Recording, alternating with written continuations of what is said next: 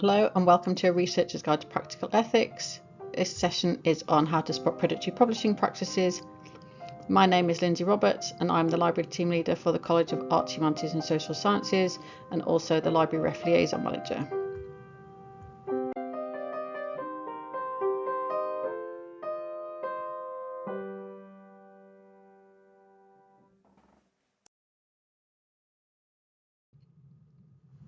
So what do we mean when we talk about predatory publishing?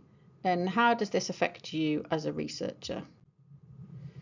So first, what do we mean when we talk about predatory publishing? Well, there is no one definition for predatory, but these are some of the common practices to be aware of when you're looking for a journal to publish your output. You will often see a lack of transparency around publishing practices, especially peer review processes and turnaround times from acceptance to publication. The publisher will often promise rapid publication of your article, and there will be unclear or unavailable policies around submission, copyright and licensing. You will often find articles created completely with AI, and this not being acknowledged by the journal or the use of paper mills to create articles. There may be large numbers of special issues with often hundreds of articles within them. There'll be editorial boards with academics listed who haven't given their permission and actually have no knowledge that they have been added to these editorial boards.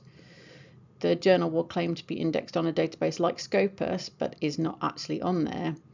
And you can, as an author, be notified after you've been accepted that a charge rate has changed or you're being charged for something that you did not anticipate and weren't told about in advance.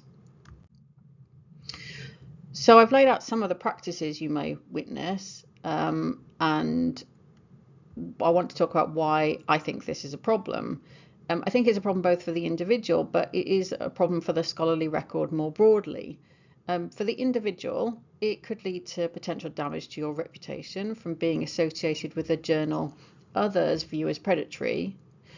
Your work is unlikely to have been through a rigorous, if any, peer review process at all. Because these publishers are not necessarily focused on quality and preservation, there is a risk that this work could disappear in the future. You are at risk of unanticipated charges that you cannot afford and your university will not be willing to pay for. And your work may be difficult for others to find because it's not indexed in a database and it's not easily accessible to others when they're searching for it. So I've covered some of the practices and why I see this as being a problem, but I also want to look at some of the misconceptions that I've heard from students or academics about predatory publishing. So the first one is that people think that it's very easy to spot predatory journals and publishers, but this generally isn't true. There is a spectrum of publishers and publishing practices, and it's much more nuanced than just being able to say, this is a few publishers, and if I focus on thinking about these publishers and this journal as being predatory, then I can just avoid them. While this would make life easier, it is more fluid than that. Some publishing and publishing houses do have some journals that may be viewed as predatory, but they also publish other journals that have excellent reputations in their discipline. I've also heard people consider that all open access journals are predatory. And I think this has come about because of a thought that if you've paid to publish, there must have been less or no peer review. And for predatory journals, this is likely to be true, but the majority of open access journals have clear submission and peer review processes, and the fact that you've paid to publish is in no way a comment on the quality of the work that has been done. Anything with a quick acceptance time must be predatory. And I would suggest that it's not easy to say how long the time period should be between submission and acceptance and publication. Predatory journals often have very short times because they have no or little peer review. However, you do need to know what publishing times look like across your discipline to know what the average time actually is.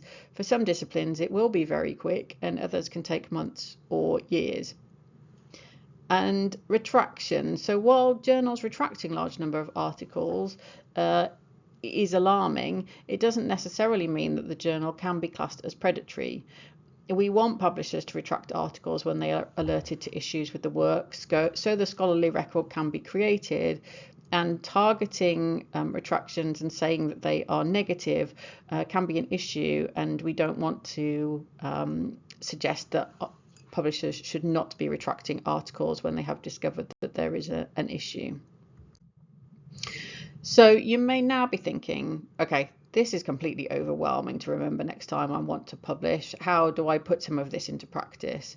I've identified a journal I want to submit to, but I want to be sure they're not undertaking predatory practices. And if after following the next things that I suggest, you still feel that you are unsure, then please feel free to reach out to your librarian, who will be happy to assist you with reviewing the journal. So there are a couple of websites you can go to that will definitely help you. The first is one called Think, Check, Submit. This can be used for both journals and books or book chapters, and gives you a checklist to work through of questions to consider before you submit. The website is nice and easy to remember, thinkchecksubmit.org. However, if you'd like something to have done more of the work for you, there is a tool called Cable's Predatory Reports. Cardiff University has a subscription to Cable's Predatory Reports, and you can access it via Library Search, the library catalogue. Cables provide a clear policy listing the criteria they apply to identify predatory practices, and the report for each journal shows the number of violations against the criteria and the levels from minor to severe, so you can apply your own judgment. So this is a screenshot from Think, Check, Submit. There is a long list of questions to consider, and you work your way down the checklist, ticking all of the questions that you can answer. And at the end, if you have ticked yes to most or all of the answers, then you can consider that a journal that you can be confident to submit your article to.